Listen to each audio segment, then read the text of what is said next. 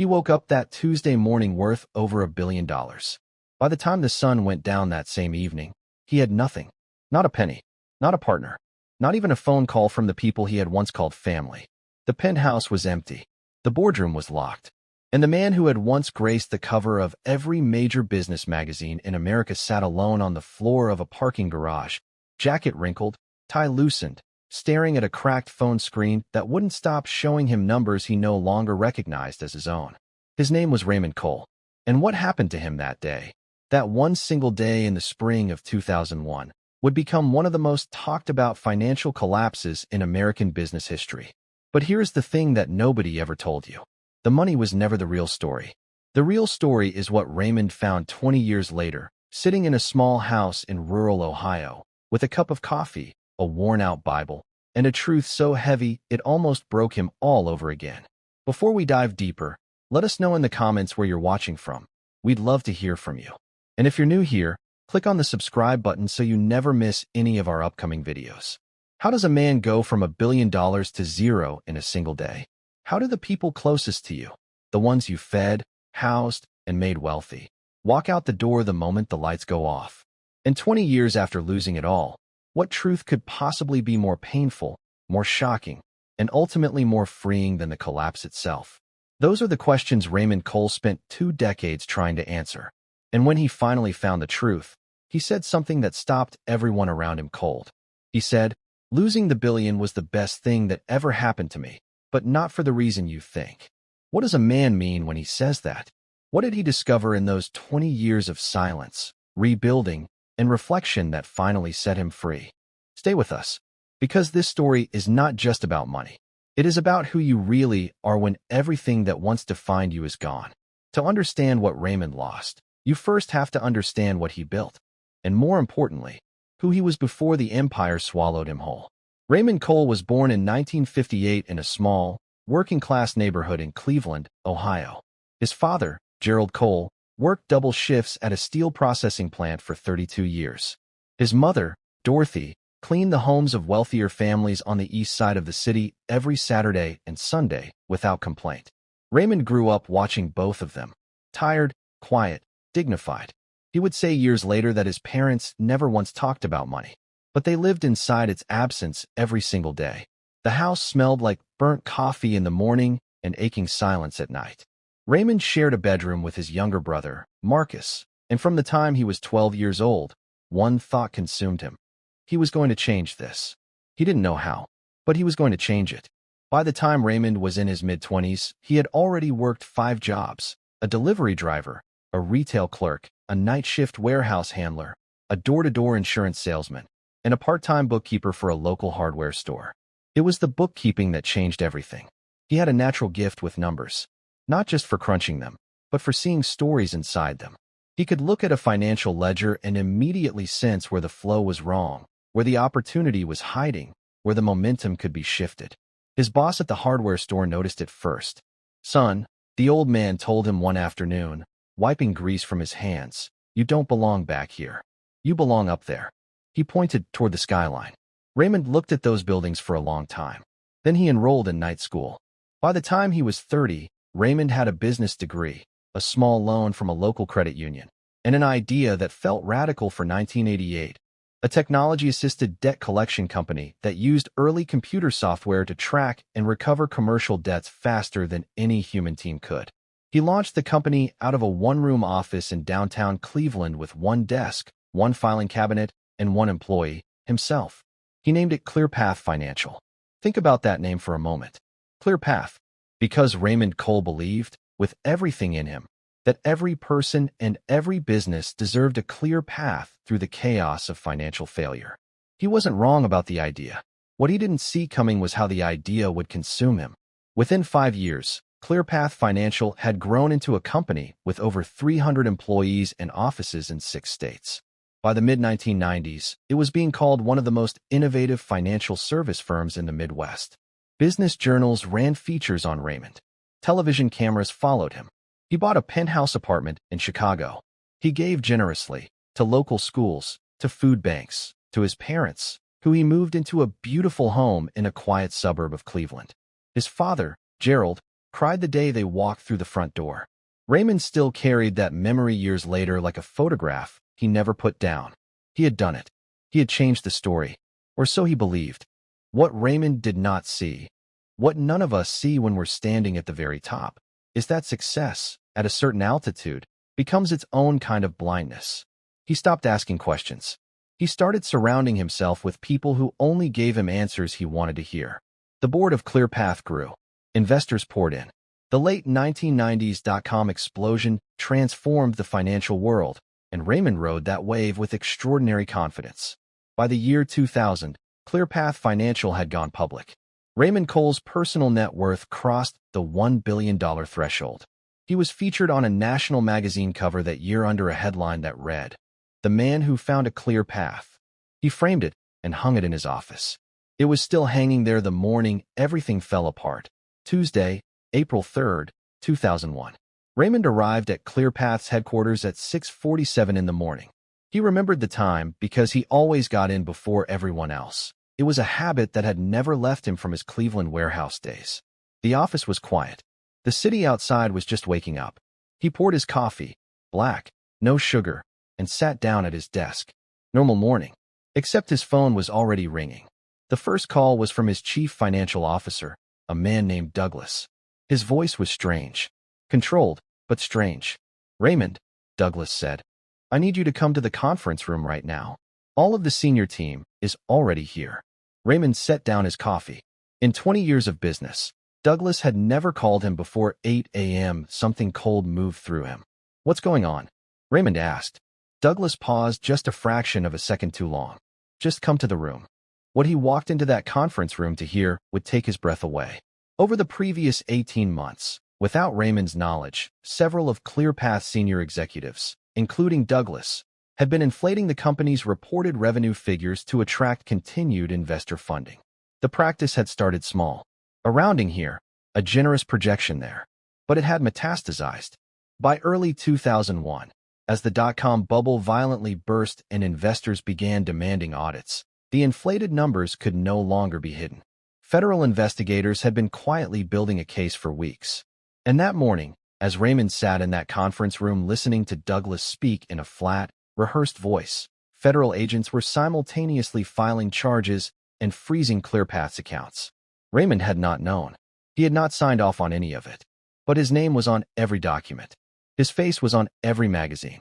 And to the outside world, Raymond Cole was ClearPath Financial, which meant that as far as the court of public opinion was concerned, Raymond Cole was responsible. At BY noon that day, every major news outlet in the country was running the story. ClearPath collapse. Billion-dollar fraud unravels. Where did the money go? Raymond watched it all unfold from a small side office with his personal attorney, a woman named Patricia, who kept her voice steady even as Raymond's hands shook so badly he couldn't hold his own phone. His email inbox was flooding. His personal cell phone was ringing with calls he couldn't bring himself to answer. And one by one, in real time, the people Raymond had trusted, elevated, and called friends were issuing public statements distancing themselves from him. His business partner of 12 years released a statement by 2 p.m. calling Raymond's leadership reckless and troubling. A board member he had personally recruited called the situation deeply concerning in a live television interview, without ever having called Raymond first. Not one of them called him first. By 4 p.m., ClearPath stock had fallen to nearly zero. By 5 p.m., the company's accounts had been frozen by court order. By 6 p.m., Raymond Cole, a man who had been worth over $1 billion when he woke up that morning, had no functioning company, no accessible funds, no board, no partners, and no answers. He walked out of the building alone. Not even his assistant said goodbye. He found his car in the parking garage, sat down on the cold concrete floor next to it, and didn't move for over an hour. The sound of the city hummed above him. Somewhere up there, the world kept moving. Down here, Raymond Cole sat in the dark and tried to remember who he was before any of this started. Ask yourself something right now. Honestly, if that happened to you, if everything you had built over 20 years disappeared in a single day through no wrongdoing of your own, who would call you? Who would still be standing next to you by the time the sun went down? That is not a comfortable question. And Raymond Cole had to live inside that question for the next 20 years. If this story already has your heart heavy, drop a comment below and tell us, because we want to know you're still with us. The investigation that followed was exhaustive. Federal prosecutors spent over a year dissecting ClearPath's financial records, interviewing employees, and building a picture of what had happened inside that company. What they found confirmed what Raymond had said from the very beginning. He had not authorized, approved, or known about the fraudulent reporting. Douglas and two other senior executives were eventually indicted and convicted on multiple counts of securities fraud and conspiracy. Raymond was cleared of all criminal wrongdoing after 14 grueling months. 14 months. Do you know what 14 months of being publicly accused of fraud does to a person? Every morning, Raymond's name was in the news alongside the word fraud. Every week, his face appeared in stories about financial ruin and corporate deception. He could not find work. He could not rent an office. He could barely buy groceries in peace without someone recognizing him from a headline.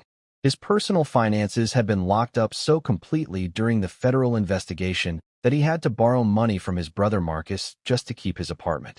He went from a Chicago penthouse to a two-bedroom rental in a part of town that didn't know his name. Some days that felt like a relief. Most days it felt like suffocation. He lost 22 pounds in the first 3 months. He stopped sleeping before 3 a.m. His doctor told him his blood pressure was dangerously high and prescribed him medication he couldn't always afford to refill. His girlfriend of 4 years, a woman he had genuinely loved, a woman he had considered marrying, left 6 weeks after the collapse. She didn't make a scene. She just packed 2 bags while he was at a meeting with his attorney and left a note on the kitchen counter. The note said, "I'm sorry, Raymond. I just can't do this." He kept the note. He didn't know why. Maybe because it was more honest than anything anyone else had said to him that year. The thing about hitting the very bottom, and I mean the real bottom, not the inconvenient bottom, not the slightly less comfortable bottom, but the actual cold concrete floor of a life that has collapsed, is that it forces a kind of clarity you cannot get any other way.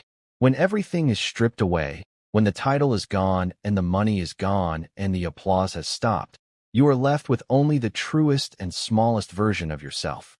And Raymond Cole, sitting in his plain apartment in the summer of 2002, was meeting that version of himself for what felt like the very first time.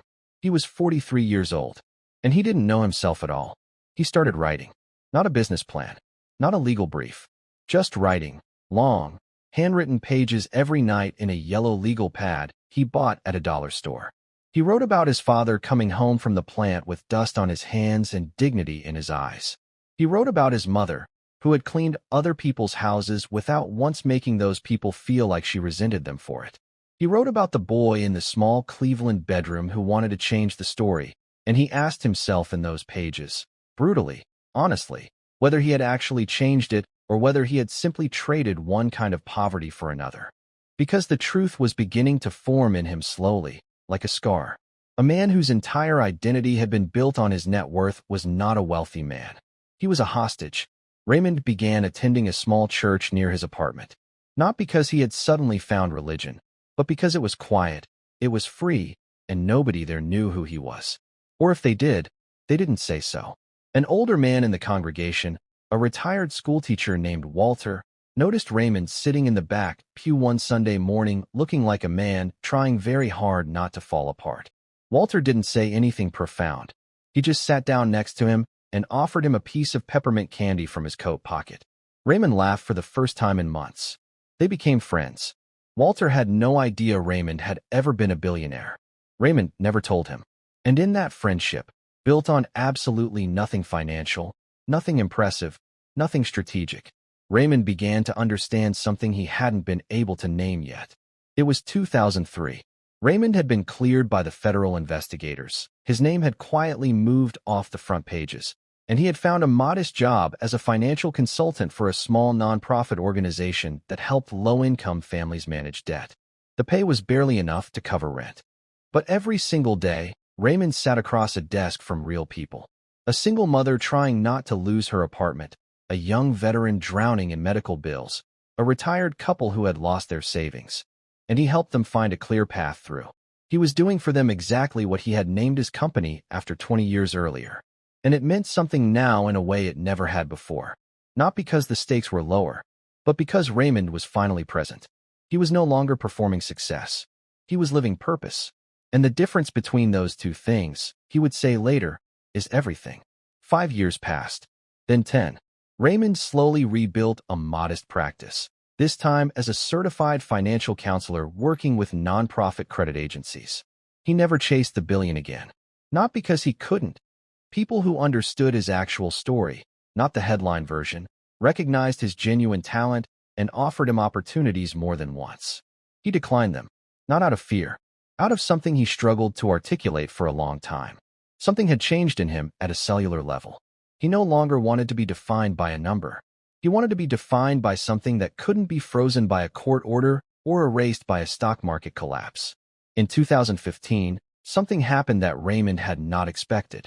A journalist, a young woman named Carla, writing a long-form piece for a national magazine on the legacy of the early 2000s tech and financial bubble, tracked him down in rural Ohio, where he had moved after his mother passed away in 2012.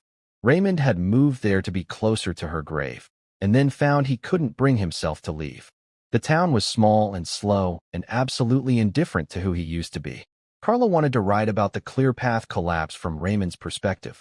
What really happened, who really did it, and what had become of the man whose name had been dragged through headlines for 2 years. Raymond agreed, reluctantly. But as they sat at his kitchen table over several long afternoons, talking through the whole story, the rise, the collapse, the investigation, the years of rebuilding, Raymond said something that stopped Carla's pen cold.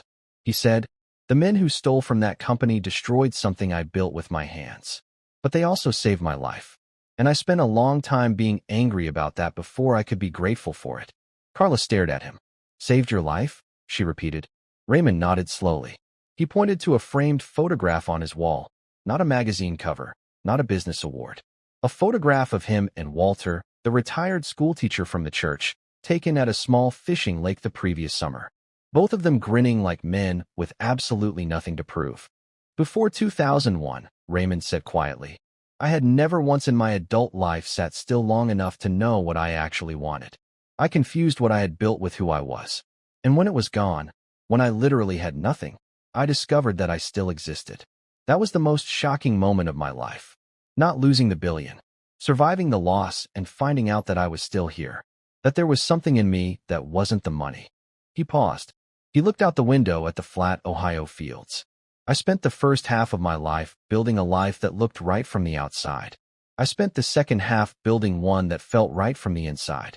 I would not trade this cup of coffee, this house, this quiet, for any amount of money. And I know that sounds like something people say, but I lived both sides. I know the difference. The billion felt like power. This feels like peace. And peace," he said, looking back at Carla with absolute steadiness in his eyes, "is something no market can crash." The article Carla wrote was published in the spring of 2021, exactly 20 years after Raymond Cole walked out of that parking garage alone. It went quietly viral in ways no one expected. Not because it was a comeback story. Not because Raymond had found his way back to the top. He hadn't. He was still living in that small house in rural Ohio, still working part-time with a nonprofit credit counseling service, still fishing with Walter on Saturday mornings, still drinking black coffee and filling pages in a legal pad. The article went viral because people recognized something in it. They recognized the specific exhaustion of a life lived entirely for the approval of the external world. They recognized the particular loneliness of being surrounded by people whose loyalty existed only in direct proportion to your net worth. And they recognized, with a kind of aching honesty, that the question Raymond had been forced to answer, "Who are you when everything is gone?" was a question most of them had never had the courage to face. Raymond's brother Marcus, now retired, read the article and called him. They talked for 2.5 hours. Raymond said it was the longest phone call they had ever had. "You know what's funny?" Marcus told him toward the end of the call, his voice rough with emotion. "Dad used to say that the richest man he ever knew was a guy named Earl on his floor at the plant who never made more than $15 an hour his whole life, but who came home every single night, sat at the table with his family, and laughed. Dad said Earl was the richest man he knew." Raymond was quiet for a long moment. "I wish I had understood what he meant when he told me that," Raymond said. "I do now."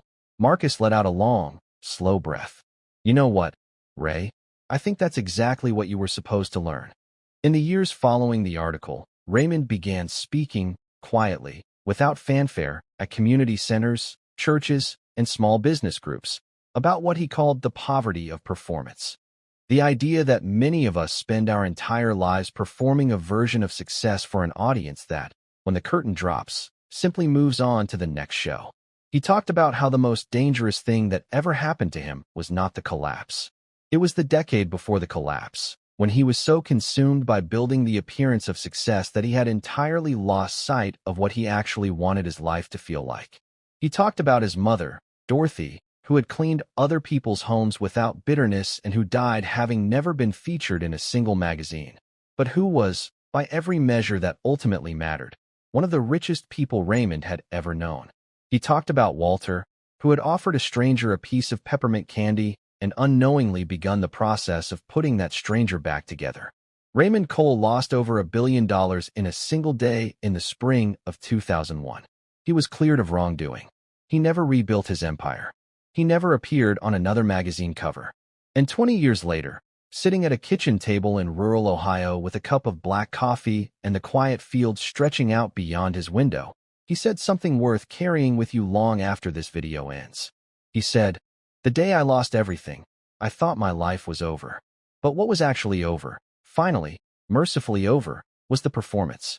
And what began that day, though I couldn't see it then, was the first honest day of my life." Think about that. The first honest day of his life. He was 42 years old. He had been a billionaire. He had achieved every external marker of success our culture celebrates and worships. And it took losing all of it in a single Tuesday afternoon for him to begin living honestly, to begin choosing, to begin knowing the difference between what he had built and who he actually was. How many of us are living a version of that performance right now?